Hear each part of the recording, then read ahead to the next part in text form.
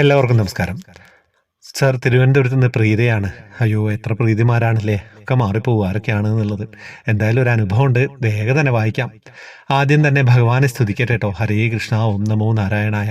ഇതെൻ്റെ ഭർത്താവ് പറഞ്ഞതും പ്രകാരമാണ് ട്ടോ ഞാൻ ഈ അനുഭവം ഇവിടെ പങ്കുവയ്ക്കുന്നത്. കാരണം പല പ്രാവശ്യം ഞാൻ എൻ്റെ ഭഗവാനോടുള്ള ഭക്തിയെക്കുറിച്ചും ഓരോ അനുഭവം പറയുമ്പോഴും വിശ്വാസം വരാത്തതുപോലെ സംസാരിക്കുകയായിരുന്നു ട്ടോ അദ്ദേഹം. എന്നാൽ ഈയിടയ്ക്ക് സംഭവിച്ചത് എന്തെന്നോ, ഇത് പറയുമ്പോൾ എൻ്റെ കണ്ണുകൾ നനയാണ്. കാരണം ഭഗവാനെ അത്രയ്ക്ക് അടുത്തറിഞ്ഞിട്ടുണ്ട് എന്ന്. അതുകൊണ്ട് തന്നെ അങ്ങനെ പല അനുഭവങ്ങളിലൊന്നാണ് ട്ടോ ഞാനിവിടെ പങ്കുവയ്ക്കാൻ ആഗ്രഹിക്കുന്നത്. ഞാനും എൻ്റെ ചേച്ചിമാരും ചേർന്ന് പറ്റുമ്പോഴൊക്കെ ഗുരുവായൂർ ദർശനം നടത്തിയിരുന്നു. ഓരോ പ്രാവശ്യം പോയി വരുമ്പോഴും അടുത്ത് എന്നാണ് ഭഗവാനെ കാണാൻ പോകുന്നതെന്ന് പ്ലാൻ ചെയ്യുമായിരുന്നു.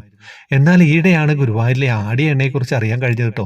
എന്നാൽ പല പ്രാവശ്യം ദർശനം കഴിഞ്ഞ് എനിക്ക് ഇത് വാങ്ങാനുള്ള ഭാഗ്യം കിട്ടിയില്ലല്ലോ എന്നോർത്ത് ഞാൻ വിഷമിച്ചു. എന്നാൽ ഭഗവാൻ എന്നെ കൈവിട്ടില്ല. എന്തെന്നാൽ പിറ്റേ ദിവസം എൻ്റെ കൂടെ ജോലി ചെയ്യുന്ന ചേച്ചിയോട് ഞാനിത് പറഞ്ഞു ട്ടോ.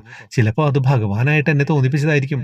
കാരണം ഇത് കേട്ട ചേച്ചി തൻ്റെ വീട്ടിൽ ഗുരുവായൂരിൽ പോയ ആ സമയത്ത് വാങ്ങിയ ആടിയ എണ്ണ എനിക്ക് കൊണ്ടുവന്ന് തരികയും ചെയ്തു ട്ടോ. ഇതറിഞ്ഞ് എനിക്ക് പറഞ്ഞറിയിക്കാൻ കഴിയാത്ത അത്രയും സന്തോഷം. തീർന്നില്ല, ഇനിയാണ് കേൾക്കാനുള്ളത്. എന്തെന്നാ, എൻ്റെ ചേട്ടൻ്റെ നടുവിൻ്റെ ഭാഗത്തായി ഒരു വലിയ സിസ്റ്റ്. ഹോസ്പിറ്റലിൽ പോയപ്പോൾ സർജൻ ഇല്ലായിരുന്നു.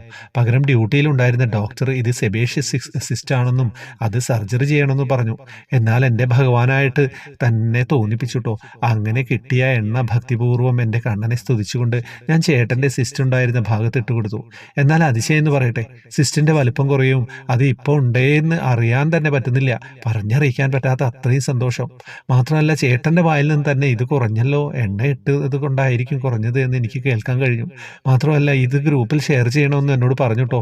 അതാണ് സാക്ഷാൽ ശ്രീ ഗുരുവായൂരപ്പൻ. കണ്ണനെ എത്ര സ്തുതിച്ചാലും മതിയാവില്ല. വിളിച്ചാൽ ഒരിക്കലും ഭഗവാൻ കൈവിടില്ല. ഇനിയും ഒത്തിരി അനുഭവങ്ങളുണ്ട് കേട്ടോ എൻ്റെ ജീവിതത്തിൽ. സത്യം പറഞ്ഞു കഴിഞ്ഞാൽ ആടിയെണ്ണയെക്കുറിച്ച് നമ്മൾ ഒരുപാട് തവണ പറഞ്ഞതാണല്ലേ. അതിൻ്റെ മഹത്വം എന്താണെന്ന് ഉപയോഗിച്ചവർക്കൊക്കെ അറിയാം. അത് എന്താ പറയേണ്ടത്, ഭഗവാന്റെ അല്ലേ, പിന്നെ അതിന് മഹത്വം ഇല്ലാണ്ടിരിക്കുമോ? ഒന്നും പറയാനില്ല. അപ്പം ഈ പ്രീതി ചേച്ചിക്ക് നന്ദി പറയാണ്, ഹസ്ബൻഡിനൊക്കെ നന്ദി പറയാണ്. ഈ അനുഭവം എന്നിലേക്ക് എത്തിച്ചത്, എന്നിലൂടെ ഞാൻ നിങ്ങളിലേക്കൊക്കെ എത്തിക്കുകയാണ്. പിന്നെ കാര്യങ്ങളൊക്കെ അറിയാലോ, ഗ്രൂപ്പിലേക്ക് വരാം. ജോയിൻ ബട്ടണിലൂടെയാണ് വരേണ്ടത്. കുറേ കാര്യങ്ങൾ, കുറേ വിശേഷങ്ങളൊക്കെ ഉണ്ട് കേട്ടോ ഗ്രൂപ്പിലൊക്കെ. ഹരേ കൃഷ്ണ.